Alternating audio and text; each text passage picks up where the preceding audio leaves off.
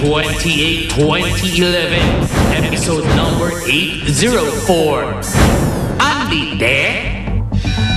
Kung ang pagdating ng bagyong Chedeng ay isang malaking chismis, ito ang amin, hindi. Malaking chismis to, Ning. Tabloids tea time na naman for... Tea, the Big Box Authority! From vulgar, matalino raw ang type niyang babae, kaya Fabio atras kay Rufame. Nag-react daw si Rufame dyan. Ano sabi? Tampaling ko siya ng Prada ko, ng Chanel ko. Ipakain ko sa kanya yung Louis Vuitton, basta yung LV ko. From Bandera, Baron, ayaw na makakita ng alak. Ano yan, alak? Ayaw kayo makita, akin na. Ayan, hindi ko na siya nakikita. From PM, Nora Honor, ibinili na ang mga anak kay Kuya Germs. Ngayon lang, di ba 10 years na siyang wala? Silotot ka, dalaga ni anak eh.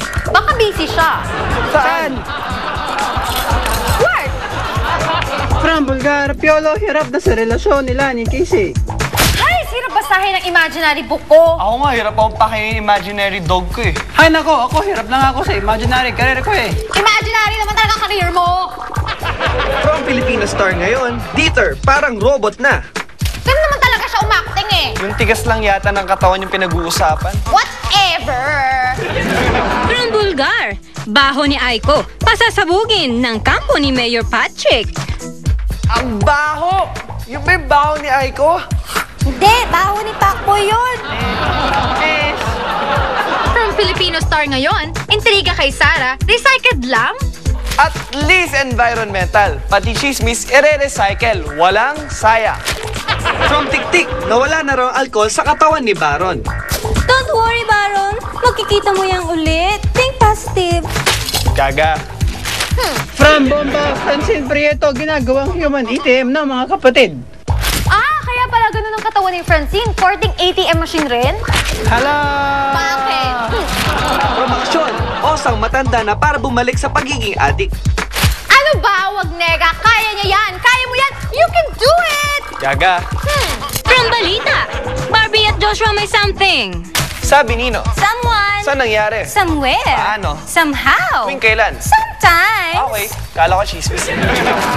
From aksyon, sa Milby, hindi na lang mukha at abs ang panlaban. We, ano daw? Acting. Ano? Acting! Ano? Acting! Ano? Sige na nga, abs at mukha nga lang. Sige! From Taliba, Sheena, naiyak na mag-topless. Maiyak ka kung nakatopless ka, tapos wala bang pumapansin. Topless. Talaga? Oh, wait lang. Ayan!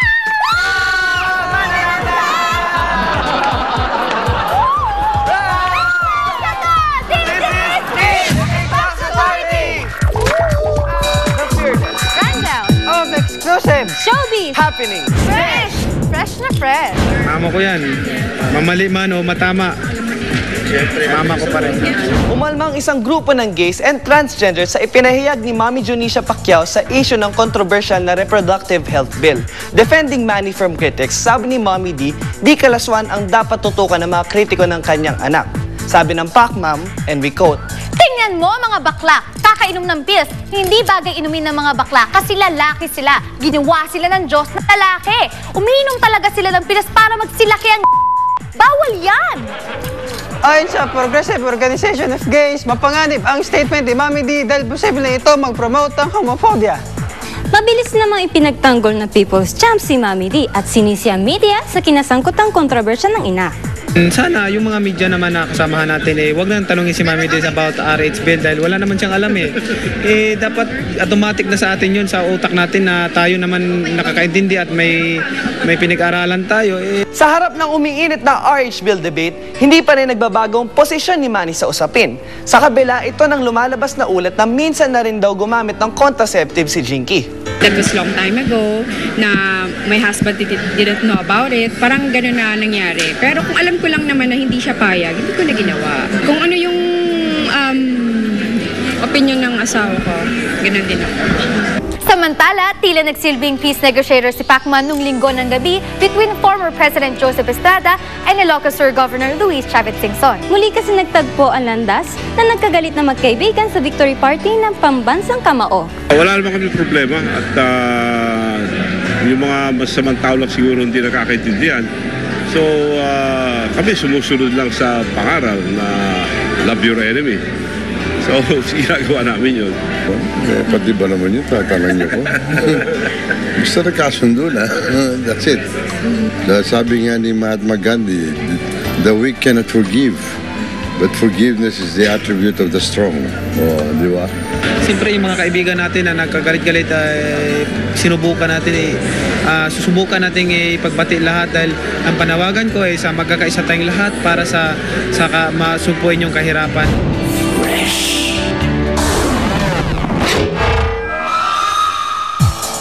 Napaka-controversial ng RH bill, Lisa. Ano ka ba? For or against? Kebs. Keber ko ba? Kebs. Okay. Anyway, ito ang ating sapul-sapul. Ma-influensyahan ba ng favorite celebrity mo ang inyong opinion tungkol sa RH bill? A. Sure. Idolo ko siya. B. Kebs. May sarili akong opinion. And to vote, type react space A or B and send to 4627 for all networks. We'll announce the final tally later on. Text lang ngayon na, Alisa. And join us on Facebook. Hanapin nyo lang StarTalk and click like. You may also follow on Twitter. Just type www.twitter.com/StarTalk_GMA7.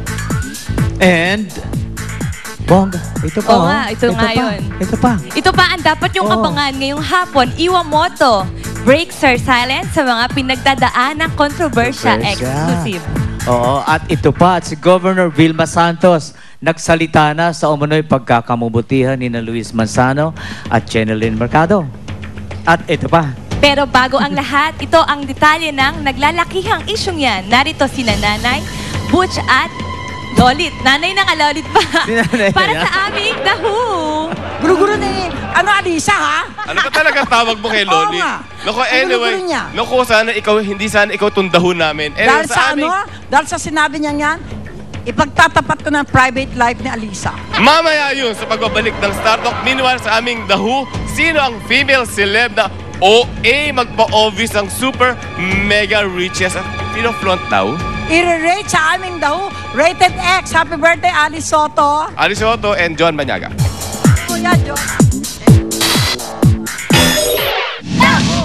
Subject, female celeb. The Who ang female celeb na ito na OA magpa-obvious na rich siya. I'm rich. Pak, pak, and one more pak. Yaman! Ang kwento, gumorang isang sosyalerang star sa isang concert na super mahalang ticket. On their way to there, nadaanan nila si female celeb and her daughter dahil parehong sosyal. Beso-beso sila. Kapansin-pansin na habang punong-puno ang venue, ang buong halera ng kinaupuan ni female celeb walang laman. Girl! Who is? Where is? Oh, this? Nobody but me. According kay celeb, supervisong niya ang ticket ng lahat ng katabi niya. Wala lang. I don't like ticket eh. Ano rating nyo? Kita mo ka talaga, te? Wow! Sarap, Krompalen! Dictionary, Krompalen, to hit in face with force. Sampal, Krompal, Krompalen. Wow! Krompalen! Hindi siya mukhang rich. Mukha siyang walang friends. Better match? Daw si mapagpa-obvious na female celeb. Get that woman out of my concert. Dahil sosyogo namin siya sa name song na Bettina Gold. Yun na!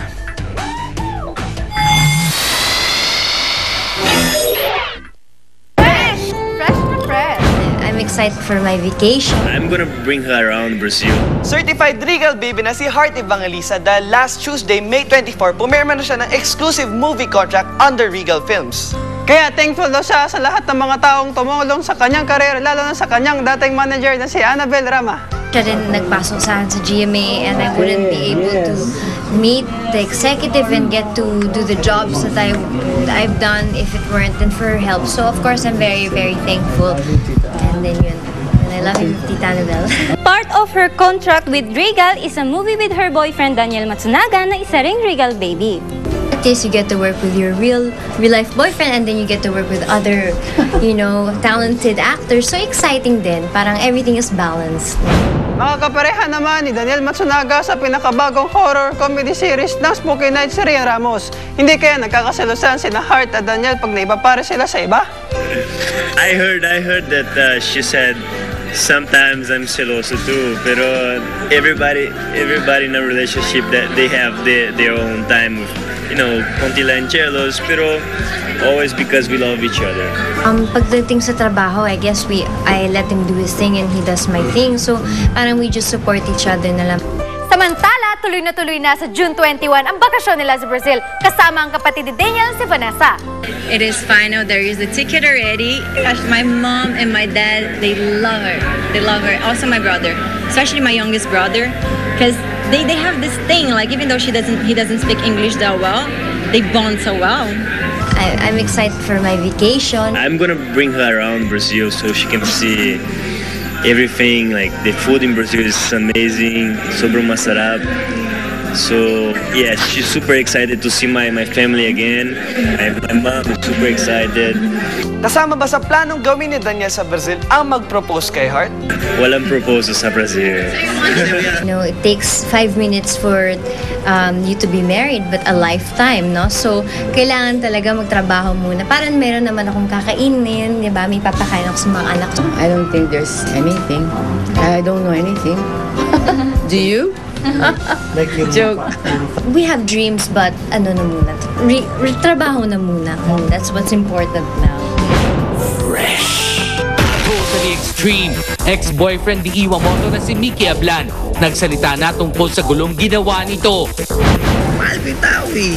Yan lang siguro yun. Siguro nagigising ako sa umaga parang, hi, asan si Iwa? At sa unang pagkakataon, Iwamoto ay dedetalye ang sunod-sunod na insidenteng kanyang kinasangkutan. Abangan! Hindi naman ako bubuhay ng pagmamahal. Totally explosive ang bida ng epic seryeng Amaya na si Marian Rivera. Handa na nga bang magpakalipin sa pag-ibig? Dapat naman maging alipin sa pagmamahal na ibinibigay, bakit hindi? At Ding Dong Dantes, nilinaw ang isyong nag-walkout siya sa isang fashion show. Abangan! Alam naman nila yung totoo doon. Totally exceptional.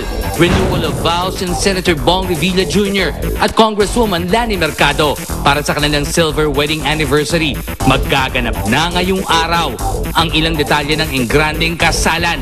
Abangan! Oh, wala. Okay na yan. Tears of joy yun. Tama, huwag ka na umiyak. Baka sabihin naman, inaapi kita. Totally exposed. Rhea Ramos, naka-move on na nga ba sa matinding pagsubok na kanyang pinagdaanan? Abangan! Just gonna make myself a better person. Totally exciting. Bida ng sisit na si Jackie Rice. Sasagot na sa mga isyong ikinakabit sa kanya. Abangan! Totally exposed.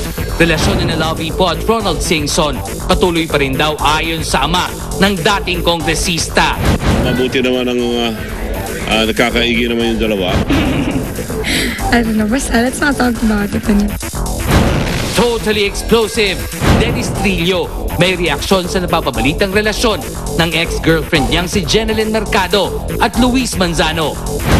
Doon masaya yung gabi ko para masira dahil doon. Balato na lang sa kumbaga. Hay nako, nakakasawa na ha. Gagawa ng kalokohan, magsisisi tapos magsosorry. Matapos patawarin, ayan na naman. Magloloko uli, hihingi ng tawad. Ako naman maaawa, makukumbinse.